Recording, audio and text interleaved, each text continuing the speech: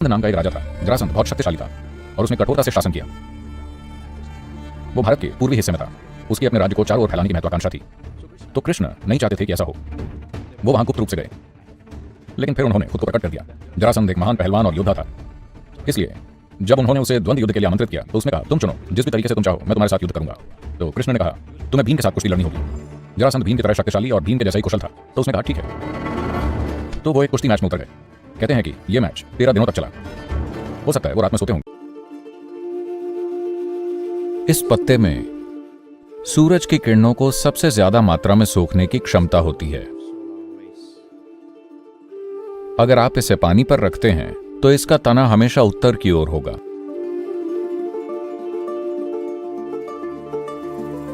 इस पत्ते के सेवन से इंसानी गतिविधि को एक अलग स्तर तक ले जाया जा सकता है। आप देखेंगे कि यह आपको सोने नहीं देगा।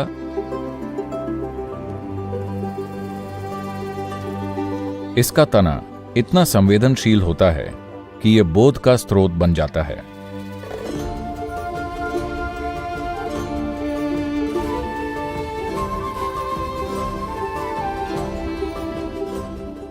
सद्गुरु, यह सौरभ की तरफ से है। वो जानना चाहते हैं कि देवी को चढ़ाए जाने वाले पान के पत्तों का क्या महत्व है। तो इसका मतलब है कि आपने उसे खाया नहीं। आप जानते हैं, लोग पान के पत्ते पर कालिख देखकर भविष्य बता देते हैं या पढ़ लेते हैं।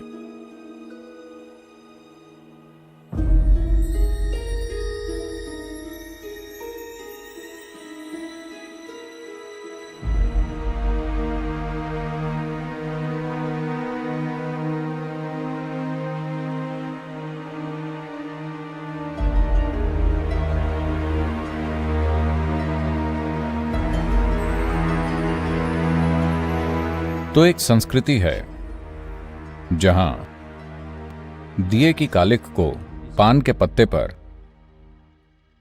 इकट्ठा किया जाता है। हो सकता है आप में से कई लोगों को यह पता ना हो कि पान का पत्ता क्या होता है। भारत में इसका बहुत महत्व है। यह बहुत अच्छा पाचक है। यह एक क्षारीय प्रकृति का होता है। अगर आपने अपने खाने में कुछ विषैला खा लिया है तो यह उसको निष्क्रिय कर देता है। कोई भी अम्लीय जहर बेअसर हो जाता है। कोबरा का जहर भी, ये उसको कुछ हद तक निष्क्रिय कर सकता है। कुछ हद तक। ऐसा नहीं है कि यह पूरी तरह से रोक देगा, लेकिन यह कई पहलुओं को कम कर देता है। इसलिए खाने के अंत में लोग इस वेथलाई या विलेडेले या तांबुल का सेवन करते हैं।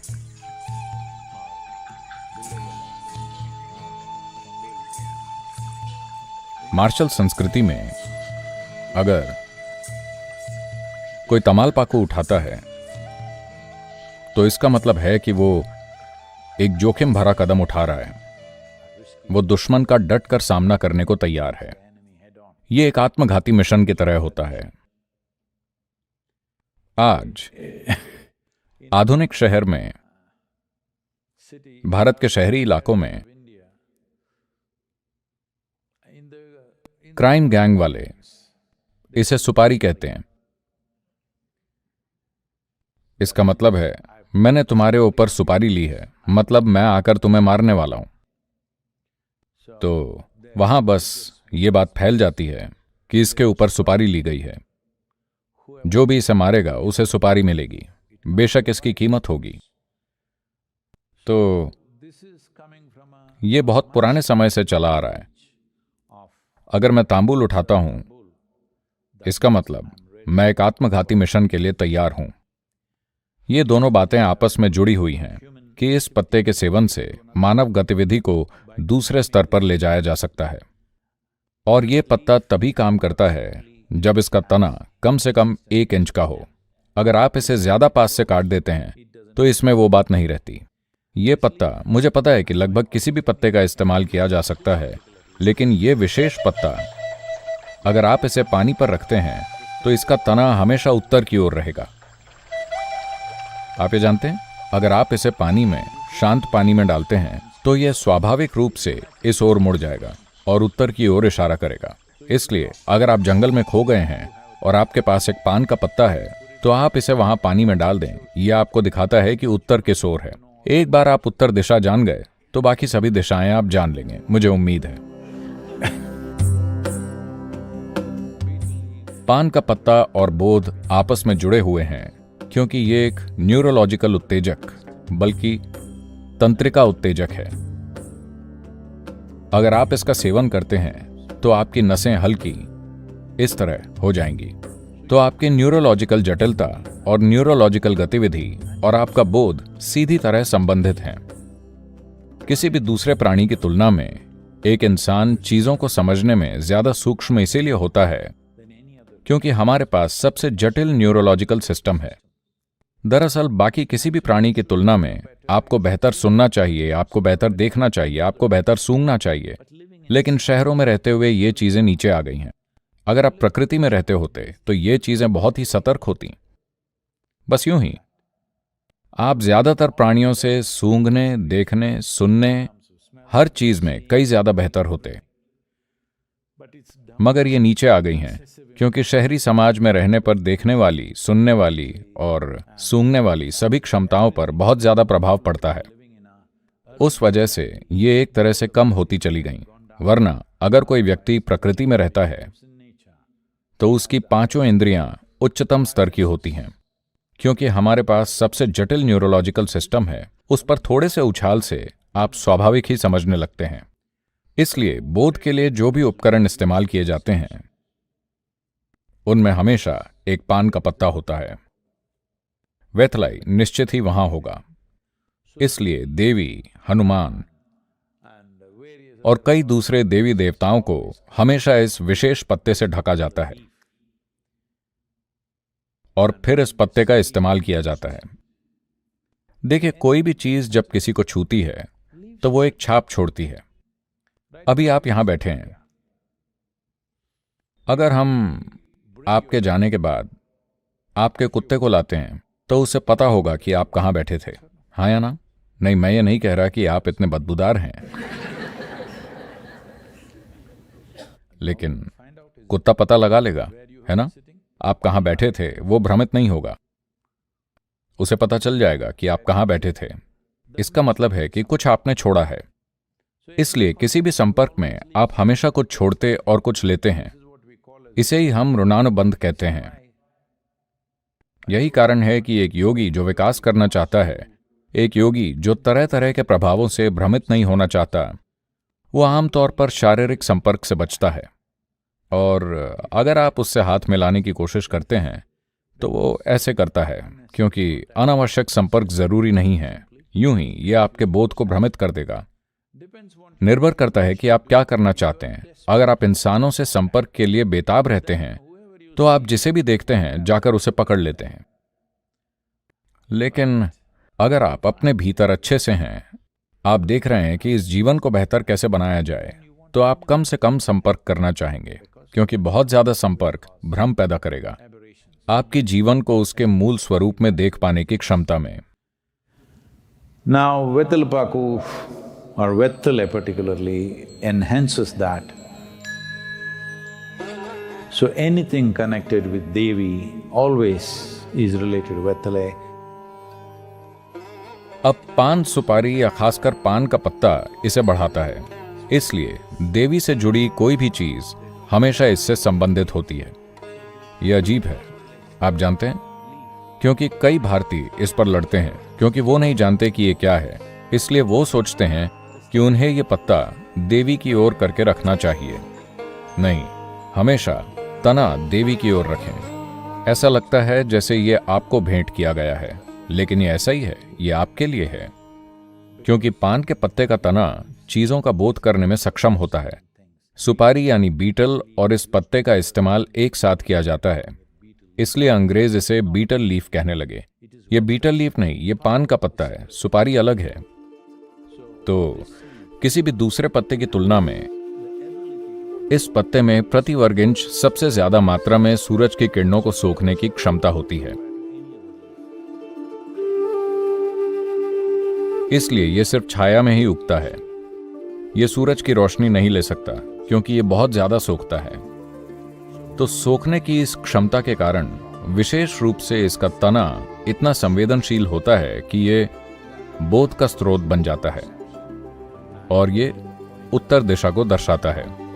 और अगर आप इसका सेवन करते हैं तो ये आपके न्यूरोलॉजिकल सिस्टम को बढ़ाता है, जिसके कारण आपके बोध को भी। और अगर ये देवी के संपर्क में है, यानी इसका तना देवी की ओर है, तो ये देवी के जो भी गुण हैं ये उन्हें भी सोख लेता है, और तब आप इसे अपने सिस्टम में डालना चाहते हैं। यही उद्देश्य है। या फिर लोग इसे यूं ही अपने शरीर पर लगा लेते हैं। कुछ लोग इसे अपने मणिपूरक या अनाहत या विशुद्धि में लगाते हैं। ये चीजें ना करें, क्योंकि इसके लिए खास तैयारी की आवश्यकता होती है। लेकिन आप इसका सेवन कर सकते हैं। हर दिन नहीं, कभी कभार अगर आप चाहें आप इसका सेवन कर सकते हैं। ये निश्चित ही आप देखेंगे कि थोड़ा उछाल लाएगा। ये उत्तेजक है, पर कॉफी या चाय की तरह नहीं। ये उतना ज्यादा तेज नहीं है, पर यह काम करता है। अगर आप भारी खाना खाते हैं और उसके बाद पान का पत्ता खाते हैं तो आप देखेंगे कि यह आपको सोने नहीं देगा, लेकिन आप ज्यादा उत्तेजक महसूस नहीं करेंगे। न्यूरोलॉजिकल सिस्टम में हल्की सक्रियता आती है। तो इसका उपयोग लंबे समय से किया जा रहा है। और पान के पत्ते की यह भी एक परंपरा है। इसे कभी भी लंबाई में नहीं फाड़ना चाहिए, क्योंकि पान के पत्ते की रीढ़ बहुत महत्वपूर्ण होती है। आपको इसे लंबाई में नहीं फाड़ना चाहिए। अगर आप इसे बांटना चाहते हैं, अगर आपका पत्ता इस तरह है तो आपको इसे इस तरह से काटना चाहिए, लेकिन इसे इस तरह कभी ना काटें। तो इसे दर्शाने के लिए हमारे यहां एक कहानी है। जरासंध नाम का एक राजा था। जरासंध बहुत शक्तिशाली था और उसने कठोरता से शासन किया। वो भारत के पूर्वी हिस्से में था। उसकी अपने राज्य को चारों ओर फैलाने की महत्वाकांक्षा थी। तो कृष्ण नहीं चाहते थे कि ऐसा हो। वो वहां गुप्त रूप से गए, लेकिन फिर उन्होंने खुद को प्रकट कर दिया। जरासंध एक महान पहलवान और योद्धा था। इसलिए जब उन्होंने उसे द्वंद्व युद्ध के लिए आमंत्रित किया तो उसने कहा, तुम चुनो, जिस भी तरीके से तुम चाहो मैं तुम्हारे साथ युद्ध करूंगा। तो कृष्ण ने कहा, तुम्हें भीम के साथ कुश्ती लड़नी होगी। जरासंध भीम की तरह शक्तिशाली और भीम के जैसा ही कुशल था। तो उसने कहा, ठीक है। तो वो एक कुश्ती मैच में उतर गए। कहते हैं कि यह मैच 13 दिनों तक चला। हो सकता है वो रात में सोते होंगे, लेकिन 13 दिनों तक मैच बिना किसी फैसले के चलता रहा।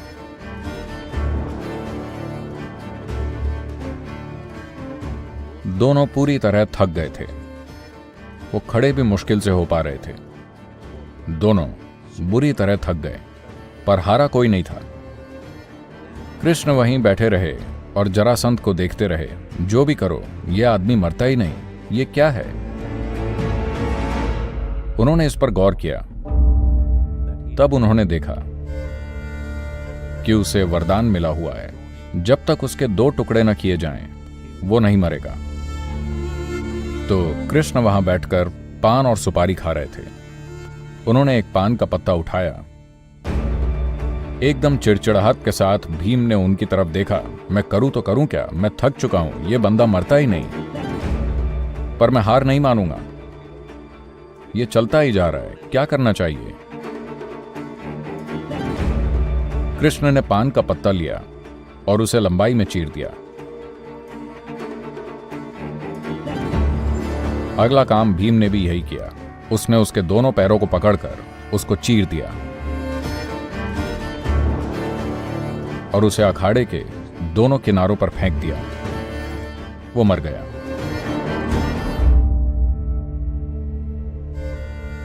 तो एक पान के पत्ते को इस तरह बीच से लंबाई में चीरना सही चीज नहीं है। घरों में ऐसा कभी नहीं किया जाता। अगर आप इसको शेयर करना चाहते हैं तो आप हमेशा इस तरह से आधा करें, क्योंकि शायद यह बस एक कहानी है आपको बताने के लिए, लेकिन जरूरी बात यह है कि पत्ते का सबसे महत्वपूर्ण हिस्सा रीढ़ है। इसलिए अगर आप इसे किसी के साथ बांटते हैं तो उन्हें भी तने का टुकड़ा मिलना चाहिए। अगर आप इसे ऐसे फाड़ते हैं तब या तो ये आपको मिलेगा या उन्हें, दोनों को नहीं मिल पाएगा। तो जब आप इसे इस तरह आधा करेंगे तब एक तरह से रीढ़ या तना दोनों को मिलेगा। तो यही वजह है कि पान का पत्ता और देवी बहुत जुड़े हुए हैं, क्योंकि दोनों बोध के लिए हैं, दोनों ही मानवीय बोध को बढ़ाने के लिए हैं।